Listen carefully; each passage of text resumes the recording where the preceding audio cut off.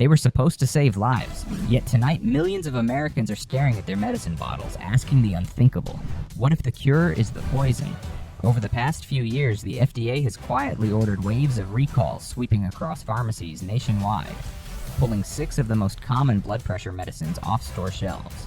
Behind those white tablets lurked chemicals once used in rocket fuel, degreasers, and industrial solvents. Names like MDMA and NDEA, compounds so toxic they can rewrite human DNA molecule by molecule. How did trusted medications turn into chemical time bombs? Who allowed toxic ingredients to slip past global inspections and into American veins? And what does it mean when the very drugs meant to protect our hearts end up threatening our lives? This is the Downturn Report, where the truth gets personal. Stay with us, because before this video ends, you'll know not only which drugs to avoid, but which safer alternatives could save your life next. Number 1. Valsartan. It started like every quiet betrayal in America.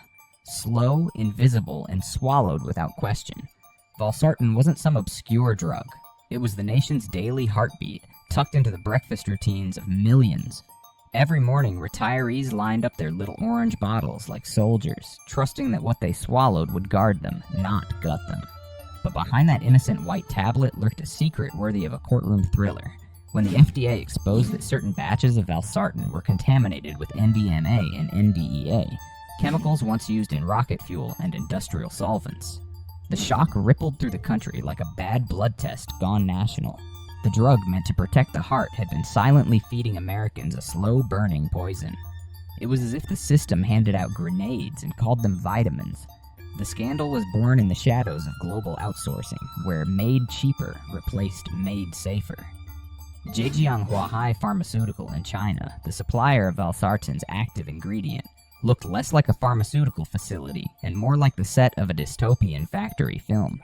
Chemical fumes curling through rusted pipes, vats stained with residue, and safety records that mysteriously vanished whenever investigators arrived. Employees later testified that the stench could strip paint off the walls. Yet major U.S. companies, Teva, Solco, Torrent, Major, kept importing it by the ton, packaging it under affordable generics, and calling it compassion. It wasn't compassion. It was chemical roulette served with a prescription label. By the time regulators caught on in July of 2018, the damage was already nationwide. The FDA's recall list read like an obituary for consumer trust. Batch after batch pulled, then more, then even more, as new contaminants surfaced. NDEA joined NDMA, and both sat in pills that millions had already taken for years. By 2025, 1,300 lawsuits had piled into a federal multi-district litigation, accusing drug makers of knowingly distributing tainted medicine. Families spoke of husbands who developed liver or stomach cancers, wives who died wondering why their life-saving drug became their death sentence. In one chilling allegation, Zhejiang Huahai was caught deleting safety records, shredding evidence that could have shown when they first discovered the contamination. It was like burning the crime scene before anyone could see the blood. And the FDA? It moved with the urgency of a turtle in traffic. While European regulators acted fast, America's response was a bureaucratic circus. Patients were told to check their lot numbers, tiny digits printed smaller than Bible verses, while drugstore clerks quietly swept shelves clean. It was an insult dressed as advice. Elderly patients, already juggling failing eyesight and fixed incomes, were suddenly forced into detective work to save themselves from corporate neglect. The irony: some pharmacies were still selling the contaminated stock weeks after the first recall. The very system built to protect public health had turned into a maze of confusion where patients had to rescue themselves. But the worst wound wasn't chemical. It was emotional. The revelation tore through the fragile fabric of trust holding together America's healthcare system. For decades, the message was clear. Generic means safe. Now that promise was rotting in the same pile as the contaminated pills. The sartan scandal, as insiders call it, spread beyond valsartan to other blood pressure drugs. Losartan, irbesartan, exposing that shortcuts in manufacturing had infected the entire industry.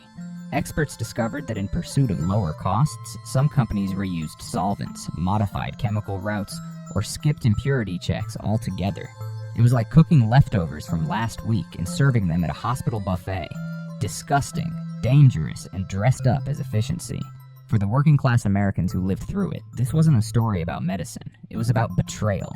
They weren't Wall Street investors playing with risk. They were ordinary people playing by the rules, trusting their doctors and believing that FDA approved meant something sacred. Instead, it meant nothing more than corporate paperwork stamped with complacency. One insider even told Reuters the contamination wasn't accidental. It was inevitable in a system where oversight is outsourced and accountability is optional. It's the kind of quote that should be etched on Big Pharma's tombstone. So what now? Doctors have shifted many patients to safer alternatives like McCarty's, Telmisartan by Boehringer Ingelheim, Benicar, Olmesartan by Daiichi Sankyo, and the original Diovan, brand name Valsartan by Novartis, which remain under stricter European and US testing. They cost more, but you can't put a discount tag on survival. Some cardiologists now advise natural support alongside medication, magnesium-rich foods like spinach and pumpkin seeds, omega-3 from salmon or flaxseed, and 30 minutes of daily walking, all proven to lower blood pressure without adding poison to the mix. Because after the Valsartan nightmare, one thing is clear. The deadliest ingredient in America's medicine cabinet isn't NDMA, it's blind trust. Number 2. Losartan. If Valsartan was the first domino to fall, then Losartan was the one that proved the system itself was collapsing. It had been the safe pick, the humble workhorse of American pharmacies, prescribed to tens of millions as the affordable fix for hypertension. Doctors loved it, seniors trusted it, and pharmacies stocked it like candy at the checkout line. But when the FDA uncovered that countless batches were laced with N-nitroso-N-methyl-4 aminobutyric acid, a nitrosamine impurity so toxic it could rewire DNA, that trust disintegrated overnight. The headlines called it a trace impurity. The lawyers called it criminal negligence. And for the elderly patients who had swallowed those tiny tablets every day for years, it felt like being stabbed with the very knife they paid to feel safe. Behind the sterile labels and cheerful marketing slogans, Losartan's story was pure chaos with a corporate smile. The contamination began halfway across the world in Hetero Labs, India, a plant that was supposed to represent the efficiency of globalization, but ended up looking like a chemistry set gone rogue. FDA investigators found dirty equipment, reused solvents, and tanks coated with residue from previous batches. In plain English, they were brewing blood pressure medication in the pharmaceutical equivalent of a greasy diner kitchen. Documents went missing. Quality checks were inconclusive. At one site, inspectors noted piles of unwashed drums stacked like rusted tombstones, each one a silent reminder of how corner cutting becomes cancer when greed runs the lab. Then came the flood. Torrent Pharmaceuticals, Camber, Teva, McLeod's, all began yanking their Losartan off shelves. 87 lots vanished in one recall alone. Pharmacies panicked. Walmart and CVS pharmacists were told to print new warning signs faster than the printers could cool down. But the corporations? They released perfectly polished statements. Those soft corporate lullabies that sound like, "We care deeply about your well-being," while hiding behind phrases like trace amounts and temporary suspension. They wanted Americans to think it was a technical hiccup, not a moral meltdown. Yet inside leaked FDA memos, one regulator described the scandal as the predictable result of building the cheapest drug supply chain on Earth and pretending it's healthcare. The damage wasn't just physical, it was psychological. Imagine being 72, faithfully taking your pills every morning only to discover they might have been cooking cancer into your bloodstream. Many retirees felt duped, and worse, disposable. For corporations, these weren't patients. They were recurring revenue. A lawsuit later revealed internal emails suggesting companies debated whether to halt production or wait for guidance. Translation: let's keep selling until we're caught. It was greed wearing a white lab coat, smiling through a safety recall. The very system meant to protect Americans had turned into a roulette wheel with the odds rigged against anyone living on Social Security. And while the FDA scrambled to fix the mess, their actions reeked of quiet panic. In March 2019, they even allowed temporary distribution of Losartan containing higher than approved NMBA levels to avoid shortages. It was like letting a restaurant keep serving undercooked meat because the kitchen's busy. The government's job is to protect lives, not market share. Yet the line blurred so completely that millions were left wondering who was really in charge. The the regulators or the regulated. By the time Torrent Pharmaceuticals received a scathing warning letter in October, citing repeated manufacturing failures and inadequate executive oversight, the damage was irreversible. The words quality control had become punchlines, and the industry's halo of trust had evaporated. Watchdogs called it the Great Generic Betrayal, a crisis that proved cheap medicine isn't always good medicine. Losartan joined valsartan and irbesartan in what patients now grimly call the cancer pill trilogy. Each case told the same story, a global production line so obsessed with cutting corners that it eventually cut right through human safety. For millions of working-class Americans, this scandal wasn't abstract. It was personal. These weren't people with private doctors and premium plans. They were warehouse clerks, veterans, widows, folks who took their prescriptions as faithfully as they paid their bills. And when the truth surfaced, they were left with nothing but panic and empty pill bottles. One elderly man told reporters, "I thought I was taking something to live longer. Turns out it was just another way to die slower." But not all hope is lost.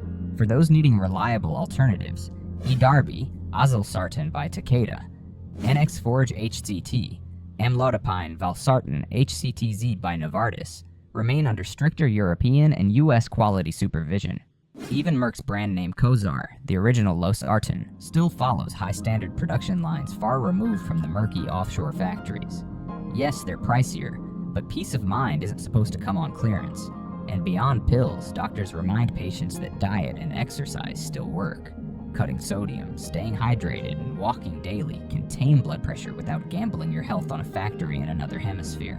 Because the real enemy wasn't hypertension, it was blind faith in corporations that stopped caring the second profit margins got higher than your pulse. Number 3, irbesartan. If valsartan was the spark and losartan the blaze, then irbesartan was the slow, smoldering fire that refused to die out. The quiet reminder that the entire pharmaceutical forest had been left to burn. For years, irbesartan was the dependable middle child of the blood pressure drug family, a name whispered with calm assurance in doctors' offices and scribbled on millions of prescriptions. But that calm cracked in October of 2018, when the FDA confirmed that batches of irbesartan were laced with N-nitrosodiethylamine, the same carcinogen that had already brought down valsartan's reputation. It was as if the ghost of one scandal had come back wearing a new label, haunting patients who thought they'd dodged the bullet. At first, the recalls seemed manageable. Saigon Pharmaceuticals pulled their contaminated pills, Westminster Pharmaceuticals followed, and patients were told not to panic. But within weeks, the problem metastasized. Sulco Healthcare, Princeton, Lupin, and even Golden State Medical Supply joined the recall parade, each admitting their irbesartan tablets contained nitrosamines that could slowly corrode DNA. The FDA tried to soothe the public, saying the cancer risk remained small. But tell that to a 70-year-old diabetic who's been taking the drug daily for a decade. The phrase small risk sounds a lot like, your luck just ran out. Behind the scenes, investigators found the same rotten roots that had poisoned other sartan drugs. Manufacturing shortcuts and global outsourcing that turned medication into a chemistry gamble. Factories in China and India were recycling solvents, cutting purification steps, and skipping stability testing to shave costs. The same Zhejiang Huahai facility tied to the valsartan scandal appeared again, like a bad sequel no one asked for. Each company pointed fingers across oceans, while the FDA played referee, updating its acceptable impurity levels chart like a weather forecast for cancer. At one point, regulators even permitted temporary distribution of irbesartan containing trace contaminants, the bureaucratic equivalent of saying, sure, it's dirty, but it's not that dirty. By 2021, the crisis resurfaced when Lupin Pharmaceuticals recalled every irbesartan product in circulation due to the detection of a new villain, N-nitroswerbesartan, a chemical cousin in the same carcinogenic family. That meant 3 different nitrosamines had already infiltrated a single drug in just a few years. It wasn't bad luck, it was industrial malpractice with a passport, and though no official death toll was ever published, legal firms across the country began circling like sharks, filing claims that accused manufacturers of negligence, failure to test, and deliberate concealment of known risks.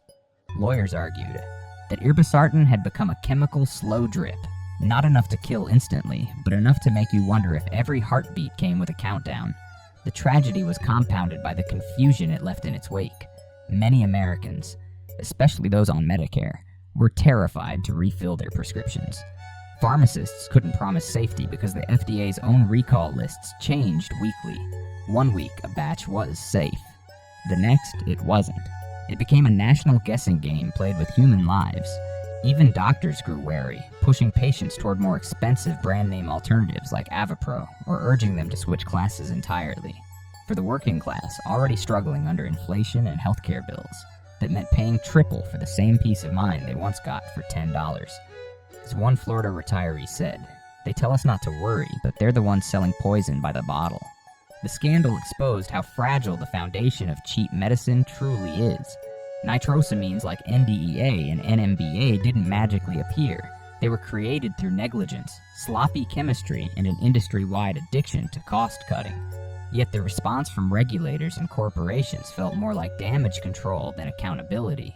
The FDA's interim acceptable limits of 0.088 parts per million read less like science and more like compromise, a bureaucratic shrug in the face of contamination. It's the kind of number that looks reassuring on paper, but meaningless when you're the one swallowing it. Irbesartan's fall wasn't just another recall. It was the last straw in the trilogy that exposed the pharmaceutical world's dirtiest secret. That much of America's medicine is made by people we'll never meet, in factories we'll never see, under standards we can't verify. The Sartan saga proved that outsourcing safety is like outsourcing your conscience. Cheaper in the short run, catastrophic in the long run. For patients who still need blood pressure control without the chemical roulette, safer options remain. Avapro, brand name Irbesartan by Sanofi, continues to be manufactured under stricter European oversight. Others may turn to Azor, Amlodipine, Olmesartan by Daiichi Sankyo, or Tectorna, Aliskiren by Novartis. Newer generation drugs produced in facilities that still face random FDA and EMA inspections. And beyond pharmaceuticals, doctors remind patients of the oldest cure in the world: vigilance. Eating potassium-rich foods like bananas and sweet potatoes, cutting alcohol, sleeping well. They all work better than trusting faceless factories. Because after Irbesartan, one thing's clear. The danger isn't just high blood pressure, it's high complacency wrapped in a capsule. Number 4. Quinapril. For decades, Quinapril was the quiet companion of America's aging hearts. A small pink tablet tucked between breakfast toast and the morning news, as ordinary as the cup of coffee. Beside it, sold under Pfizer's proud banners Acapril and Acuretic, it had a reputation as clean as its marketing, dependable, American-made, and free from the chaos of generic imports. But in April of 2022, that illusion cracked like a pressure gauge under strain. Pfizer announced that 5 lots of Acupril were being pulled from shelves nationwide. The reason? Inennitrosoquinapril, a chemical impurity so sinister it sounds like something scraped from the floor of a weapons lab. The FDA called it a probable human carcinogen. For millions of seniors who had trusted Pfizer's name for decades, it felt like betrayal wearing a lab coat. At first, the recall sounded small, almost routine. Just a few contaminated batches.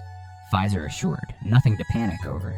But then Lupin Pharmaceuticals, one of the world's largest generic makers, followed with its own recall.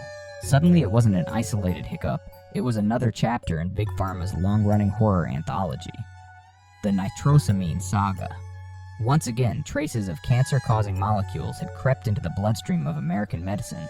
The same story that brought down valsartan, losartan, and irbesartan. Each recall felt less like an accident and more like a confession, the industry quietly admitting that its billion-dollar safety nets were full of holes. Investigators later traced the contamination to the usual suspects: reused solvents, nitrite-contaminated ingredients, and lazy purification methods that let microscopic toxins hitch a ride into finished pills. Industry journals described it with chilling detachment. Process vulnerabilities in API synthesis. A phrase that sounds academic until you realize it means someone cut corners and your medicine got poisoned. For Pfizer, the reputational fallout was brutal. This wasn't some off-brand manufacturer in a dusty overseas warehouse. This was the pharmaceutical giant that made Viagra, the company that printed safety and science on its letterhead. Now it was recalling its own flagship heart drug for the same reason shady generics had been pulled from store shelves: contamination. It was like watching the honor student caught cheating on the same test it helped grade. Pfizer claimed there was no immediate danger, a phrase now infamous in recall history, the corporate equivalent of "don't worry, it's probably fine." The FDA echoed it, saying long-term exposure might raise cancer risk. But that's the thing about long-term exposure. The patients had already been on these pills for 20 years. Many were retirees who'd taken Acapryl since the Clinton era, swallowing it faithfully like clockwork. Imagine realizing that each pill you trusted to protect your heart may have quietly been loading your body with carcinogens. It's the kind of irony that would make even Shakespeare choke. A drug designed to prevent heart attacks might end up giving you something worse. The scandal struck a nerve deeper than chemistry. Americans had grown used to hearing about dirty generics from overseas. But when Pfizer, the quintessential symbol of made in the USA trust, recalled its own heart medication for contamination, it shattered a different illusion. It proved that no brand, however rich or reputable, was immune to the rot that had infected the global drug industry. AARP headlines summed it up bluntly. Blood pressure medication recalled for cancer risk. No spin, no nuance, just fear, pure and simple. Suddenly, the pharmaceutical Goliath looked no cleaner than the cheap generics it once mocked. The FDA tried to frame it as part of a broader investigation into nitrosamines across multiple drug classes, but critics weren't buying it. Industry watchdogs accused regulators of playing catch-up, setting acceptable daily intake limits only after years of exposure had already occurred. Legal analysts began floating the idea that Pfizer might face inclusion in ongoing nitrosamine class actions, the same lawsuits haunting ARB manufacturers. The company, of course, denied wrongdoing, insisting it had acted out of an abundance of caution. But for the public, it was déjà vu, another apology written in corporate gray ink, another recall buried beneath medical jargon. Pfizer's embarrassment became a case study in every pharma journal. Proof that no drug is too old or too trusted to turn toxic. Experts explain that nitrosamines can form even in long-approved formulas when ingredients or manufacturing conditions change slightly. In other words, your medicine can quietly mutate into poison while regulators are still asleep at the switch. It was a sobering reminder that time-tested doesn't mean risk-free.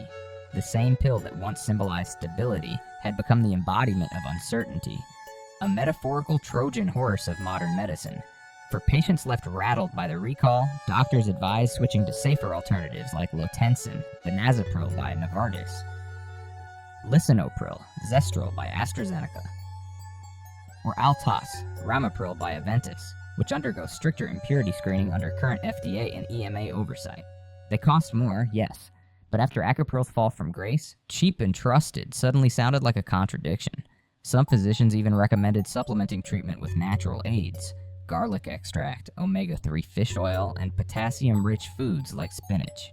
The same tools our grandparents used long before Big Pharma took over the dinner table. Because in the end, the Quinnapril scandal wasn't just about one drug. It was a warning label for an entire system. The real contaminant isn't always in the pill. Sometimes it's in the profit motive that makes safety optional. Number 6. Hydrochlorothiazide, HCTZ.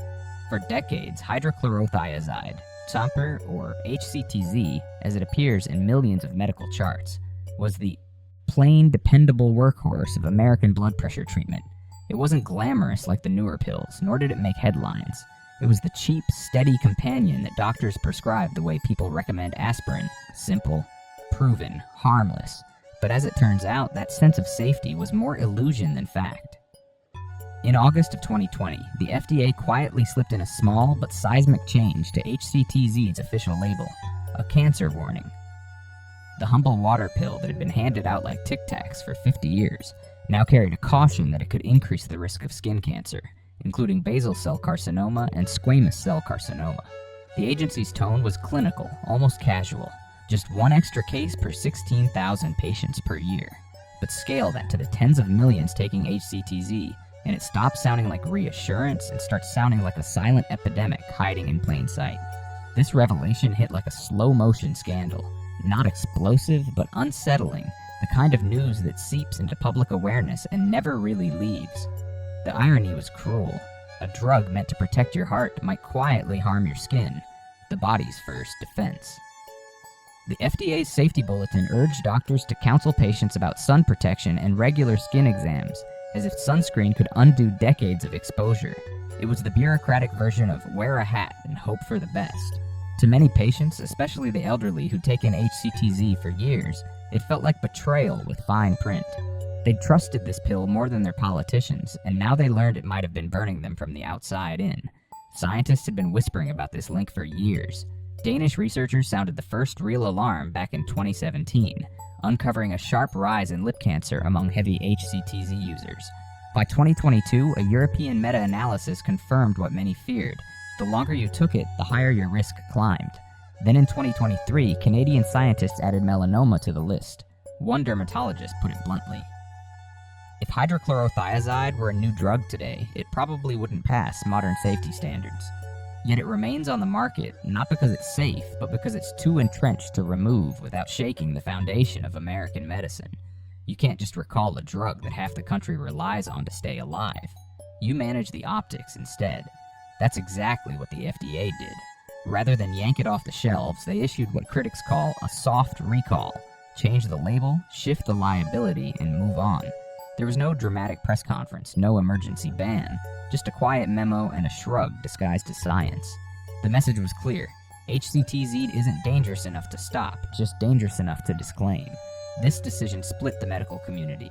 Cardiologists argued that the drug's benefits outweighed its risks, while dermatologists called it a ticking time bomb under the skin, and in between stood millions of patients, retirees, truck drivers, teachers, wondering why no one told them sooner that their blood pressure pill might also be a slow-dose carcinogen. The lawsuits came next, though not the explosive kind that bring billion-dollar settlements. Instead, consumer rights firms began circling, whispering about class action suits that would focus on failure to warn claims. But proving harm in this case is tricky. Skin cancer develops slowly, often years after use, and no one can point to a single pill as the culprit. So for now, there's no courtroom showdown, just a cloud of doubt hanging over one of America's most prescribed drugs. Even without official recalls, pharmacies began fielding more questions. Patients asked for alternatives that won't make me glow in the dark. Doctors started pairing prescriptions with advice about sunscreen, hats, and annual checkups. A surreal image in itself, fighting cancer not with innovation, but with SPF 30. What's perhaps most unnerving is that HCTZ's story isn't one of contamination or criminal neglect. It's something subtler, a chemical truth that took half a century to surface. The taint here isn't dirt in the factory, but the dawning realization that medicine evolves faster than morality. Regulators and corporations are quick to celebrate innovation, but they crawl when it comes to accountability. HCTZ remains legal, prescribed, and profitable. Its reputation only slightly bruised, like a politician caught in a technical violation. But trust, once fractured, doesn't repair that easily. Every patient who reads that warning label now swallows it with a side of suspicion. For those who feel uneasy continuing HCTZ, safer alternatives exist. Thiazide-like diuretics such as chlorthalidone or indapamide, resrichanisana, verstadritabandamin, though older and slightly pricier, have not shown the same skin cancer correlations. Some physicians prefer combination therapies like etorbichlor, azilsartan chlorthalidone by Takeda, or Mecartis HCT, telmisartan HCTZ, under stricter European impurity monitoring. And for the cautious lifestyle changes, weight control, hydration, cutting salt, and sun protection remain timeless tools that no label can taint. Because if HCTZ taught us anything, it's that safe is never forever, and even the most ordinary pill can cast a very long shadow. The truth doesn't end here. Subscribe now, stay awake, and never let corporations gamble with your health again. Thanks so much for sticking with us to the very end. If you like this video, make sure to give it a like and subscribe so you won't miss any of our daily updates. And now feel free to check out some of our latest and most popular videos showing up on your screen. Goodbye, and see you in the next one.